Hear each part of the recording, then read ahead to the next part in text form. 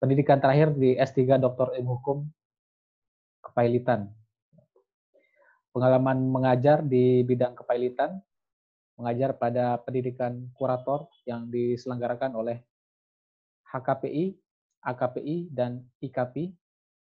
Kemudian pengalaman membimbing dan menguji S3 Doktor Ilmu Kepailitan di Unair, UI, Undip, UB, UNEJ, Jember.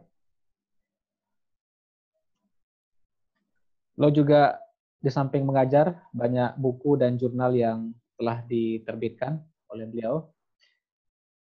Baik, dan sambil menunggu peserta yang lain, saya akan berikan kesempatan kepada Bapak Dr. Muhammad Hadi Subhan untuk memberikan prolognya pada pagi hari ini. Selamat pagi, Pak Hadi. Selamat pagi, Ya. Pak Zaki. Ya, selamat bergabung, Pak Hadi. Silakan bisa Ya. membuka dengan memberikan prolognya. Baik. Assalamualaikum warahmatullahi wabarakatuh. Selamat pagi untuk semua. Yang pertama saya sampaikan terima kasih sudah diamanati untuk berbagi pengalaman dan pengetahuan dengan Bapak dan Ibu di pendidikan advokat di Mataram, Lombok, begitu. Kemudian yang kedua, materi yang akan saya sampaikan adalah hukum acara pengadilan niaga. Ya, kita tahu bahwa pengadilan niaga ini adalah pengadilan khusus di bawah pengadilan negeri. Ya. Karena pengadilan khusus, maka tidak semua pengadilan negeri ada pengadilan niaganya. Ya. Kebetulan sampai saat ini hanya ada 5 di Indonesia. Jakarta, Surabaya, Semarang, Makassar, dan Medan. Nah, NTB ini, Mataram ini, dan seluruh NTB ini masuk pada yurisdiksi pengadilan niaga di Surabaya. Jadi Bapak Ibu kalau menangani hal-hal yang berkaitan dengan pengadilan niaga, maka pengadilannya adalah ke Surabaya. Karena Surabaya itu meliputi Jawa Timur, Bali, NTB, NTT, dan semua Kalimantan, kecuali Kalimantan Barat, karena Kalimantan Barat itu ikut Jakarta, begitu. Sedangkan yang Makassar itu yang Sulawesi ke timur, ya Ambon, Maluku, Papua, itu ikut Makassar. Ya. Yang paling sempit itu Semarang, karena hanya Jawa Tengah sama DIY. Yang Jakarta itu meskipun hanya DKI, Jawa Barat, kemudian ada banyak sih DKI. Jakarta ada DKI, Jawa Barat, Banten, kemudian Bengkulu, Lampung, ya, sebagian Sumatera, kemudian tadi ada Sumatera Barat, Kalimantan Barat. Semua Sumatera yang di luar tadi ada ikut di pengadilan niaga Medan, begitu ya. Itu pengadilan niaga. Kemudian pengadilan niaga ini berdiri mulai tahun 98 sejak namanya krisis moneter, ya. Waktu itu ada pembaharuan di bidang hukum kepailitan, ya, dan PKPU, ya. Nanti saya jelaskan apa itu kepailitan, apa PKPU. Nah, sekarang ditambah pengadilan niaga itu kompetensi absolutnya HKI, hukum hak kekayaan intelektual, IPR, Intellectual Property Right, ya. Karena IPR nanti ada materinya sendiri, maka saya mengkhususkan mengenai kepailitan dan PKPU. Dan ini yang sekarang trennya mulai naik, ya. Apalagi sekarang situasinya pandemi COVID-19, banyak perusahaan yang gagal bayar, banyak badan hukum yang gagal bayar. Nah, nanti masuknya adalah ke pengadilan niaga, begitu ya. Loh, Pak, kalau saya bukan kurator kepailitan, apa hubungannya dengan pengadilan niaga? Banyak, begitu. Yang pertama, permohonan, saya share dulu ya. Kelihatan ya, Pak Moderator? Ya, kelihatan, Pak. Kelihatan ya, oke. Kelihatan. Suara saya juga jelas ya? Jelas. Oke, baik. apa hubungannya nanti kalian atau Bapak Ibu sebagai advokat itu dengan kepailitan. Ya, yang pertama ya hubungannya bahwa semua pengajuan kepailitan dan PKPU itu harus dengan advokat. Ya. Berarti kalau ada PT ya mau ngajukan atau ada bank mau ngajukan pilot kepada PT yang gagal bayar itu harus melalui advokat meskipun dia memiliki in-house lawyer yang bukan advokat itu tidak bisa. Berarti harus nyewa Bapak Ibu untuk mengajukan permohonan pilot. Yang kedua, nanti yang boleh menjadi kurator kepailitan dan pengurus PKPU itu hanya dari advokat.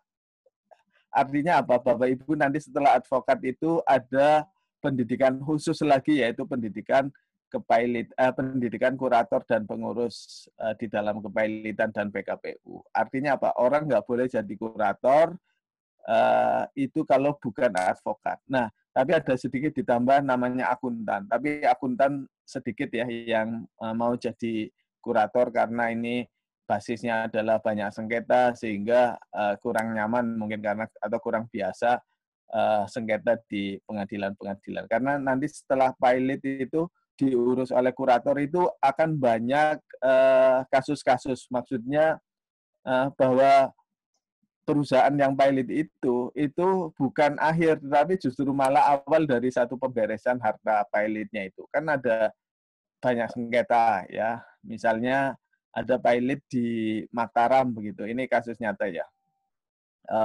Kemudian sama kurator dibereskan. Nah, ternyata harta-hartanya direktur, harta-harta pribadinya itu ikut dimasukkan harta pilot. Nah, kan untuk mengeluarkan itu kan tidak mudah. Kalau misalnya kurator tidak secara sukarela memasukkan harta pribadinya direktur atau pemilik perusahaan ke dalam butil pilot kan harus menggugat. Nah, nanti gugatnya ke pengadilan niaga, ke hakim yang memutus pilot. Ya, itu kaitannya advokat dengan kepailitan dan PKPU. Kenapa hanya 5? Karena memang tentu tidak sebanyak perkara yang perdata biasa. Ya. Tetapi trennya sekarang sudah banyak untuk penanganan kepailitan dan PKPU itu. Itu pengantar saya. Kemudian kita langsung masuk ke materi ya, Pak Zaki. Iya.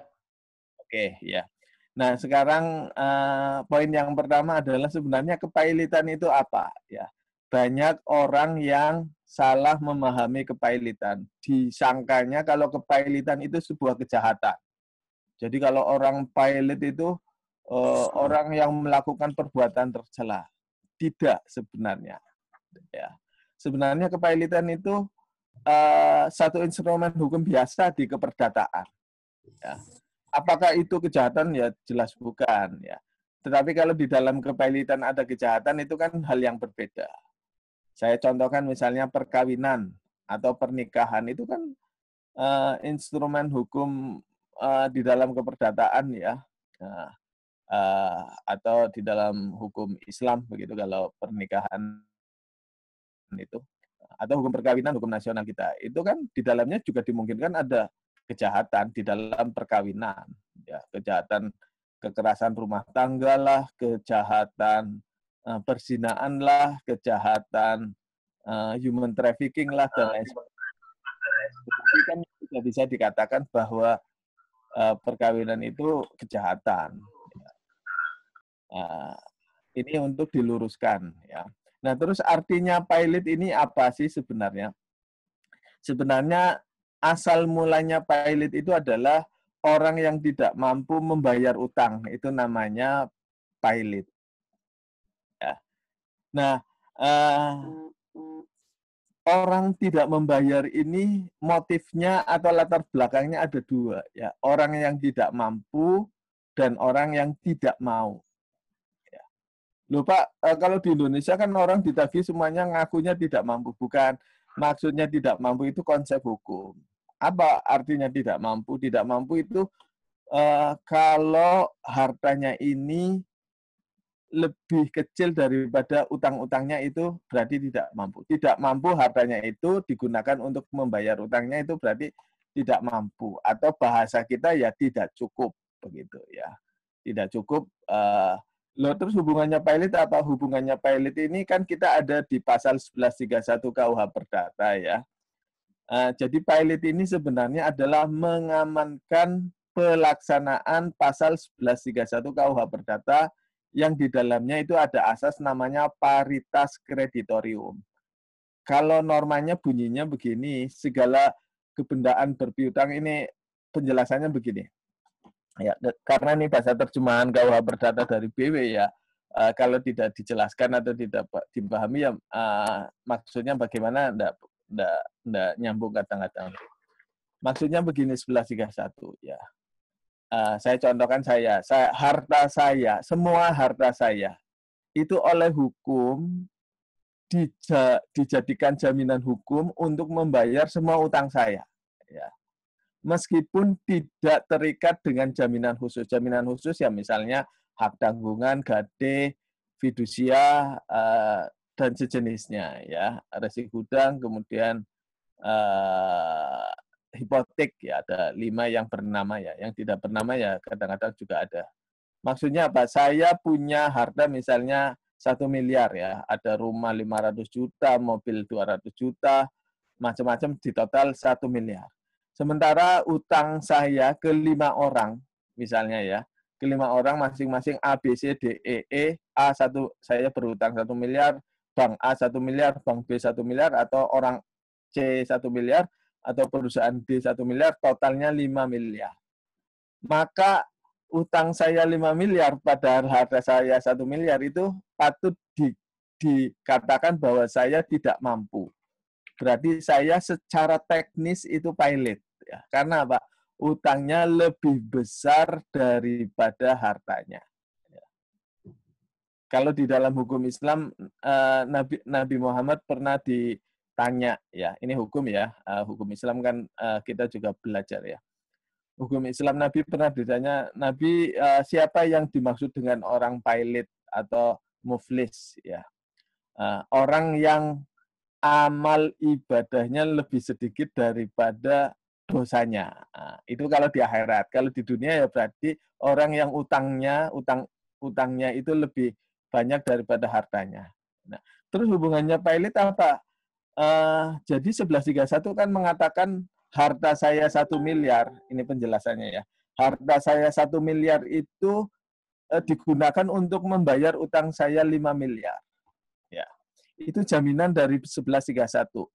Jadi ABCDE yang kreditor saya itu kedudukannya sama, maka namanya paritas kreditorium ya.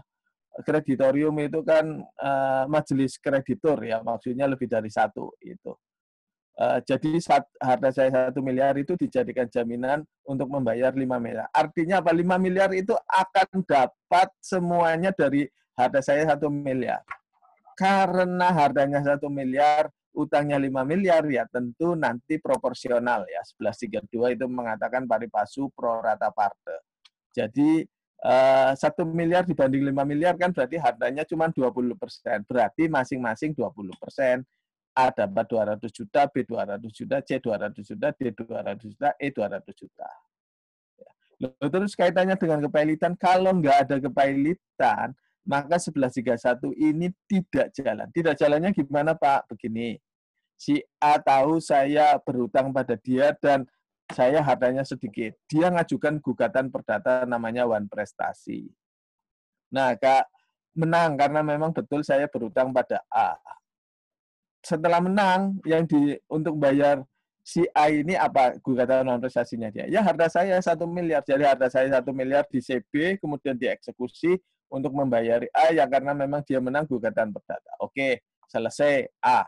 Yang B nggak kebayar, ngajukan gugatan menang. Ya. Para kreditor-kreditor ini ada kepailitan, ada hadi pilot ya. Maka kalian yang punya piutang kepada hadi daftar ke kurator, ya, daftar berbondong-bondong. Ya, itu maksudnya kepailitan itu adalah di situ. Nah, Jadi Bapak Ibu yang selaku advokat, kalau ada orang tidak membayar utang, ya, maka kalian punya dua senjata, ya, senjata gugatan prestasi atau senjata memohonkan pilot pada senjata bagi advokat